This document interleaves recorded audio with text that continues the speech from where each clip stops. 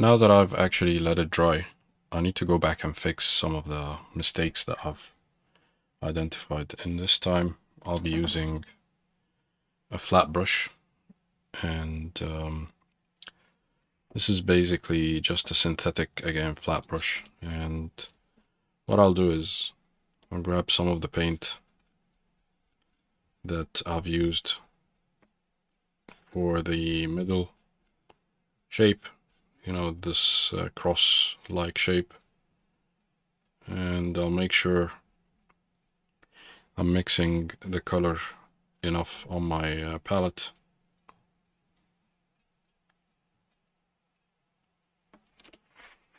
And what I'll do is I'll go over it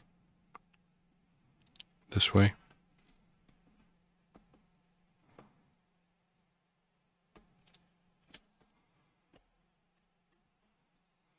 You can see with the flat brush, it gives me that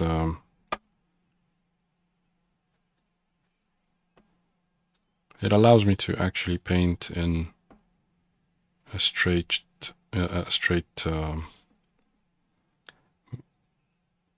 way or straight manner. So rather than the round brush. So what I'm doing here is just filling or painting over the shape that I've painted earlier. Okay, and I'll leave it as it is now. I'll do the same. You can see here I've smudged this shape when accidentally placed my finger on it. So what I'll do is, again, I'll mix some of the paint that we've used earlier for these shapes, and I'll just cover it this way. You can see that, you know,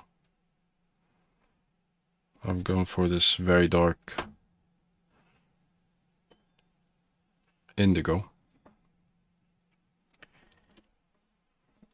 And looking around the painting as well, there are a couple of corners that need darkening, so again, I'll grab some of the paint that I've mixed.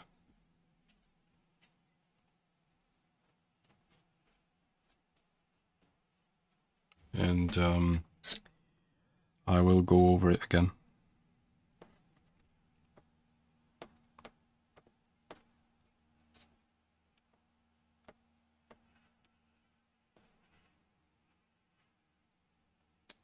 Okay, got a corner here as well. So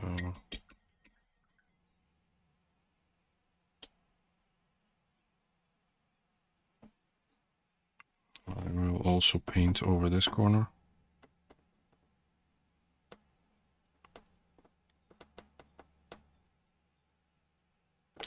And notice again, as we said, try to keep your hands, you know, over the painting. If you wanna like rest on the paint, just use one finger where it's safe to do so without smudging the painting, as I did. And you'd notice that I'm not really bothered about the outside, lines of the shapes, because that is going to be hidden underneath the mount, or actually, you know, cut. It's probably going to be cut just to fit the frame of this size. And I think that's it overall. The rest are looking good, and I will now start painting the other shapes and mixing the paint for the other shapes. So now I'll start painting the rest of the shapes.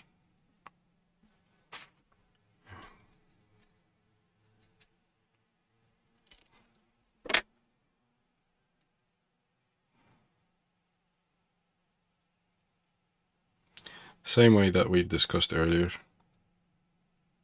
What I try to do is leave enough paint and water inside the shape without trying to paint over the edges to begin with. And that's using my first brush, which is a big round brush. And then what I want to do is go over with the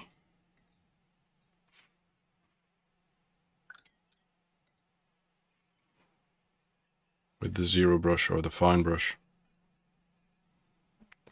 to actually define the edges.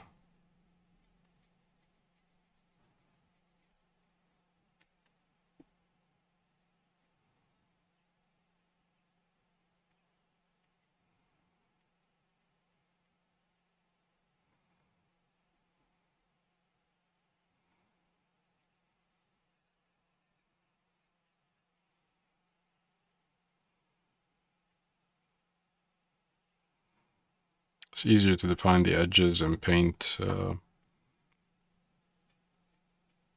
intricate details with the zero brush. And while that takes a long time, of course, so that's why a combination of the two brushes is the way I'd recommend to paint these kind of shapes.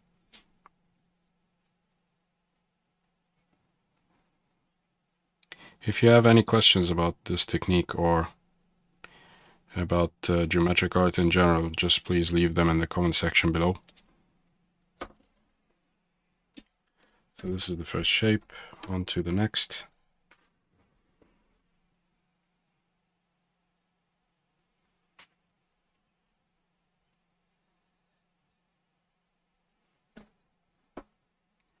The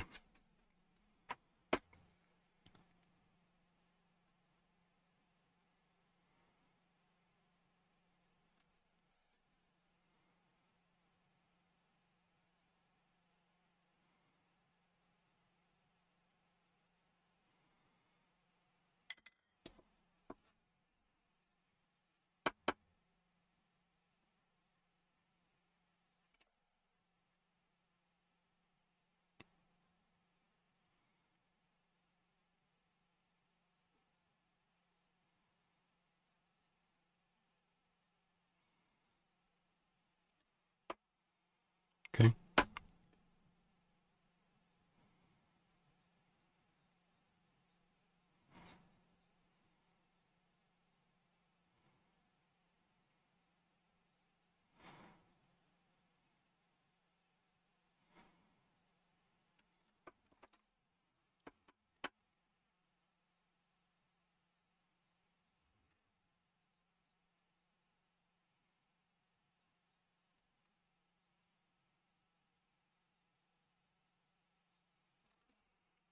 Okay, and I'll continue painting the shapes on the outside in the same manner. I'll try to zoom out a little bit as well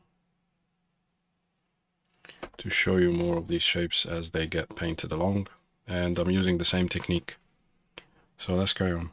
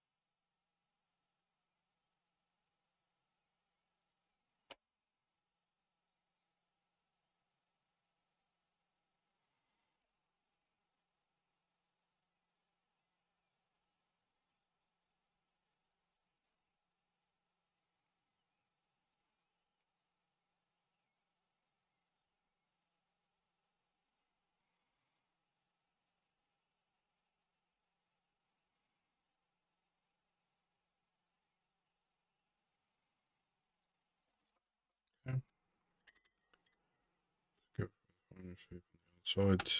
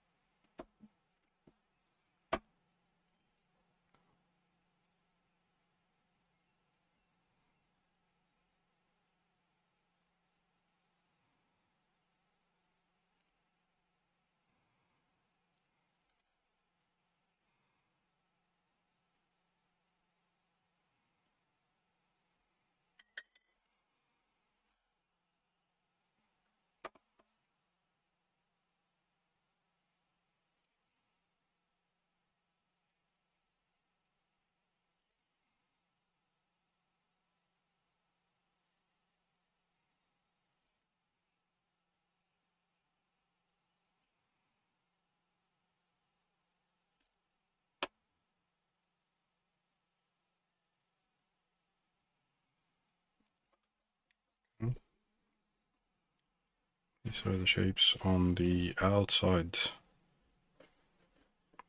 Just wait till this dries and then we move on to the next step.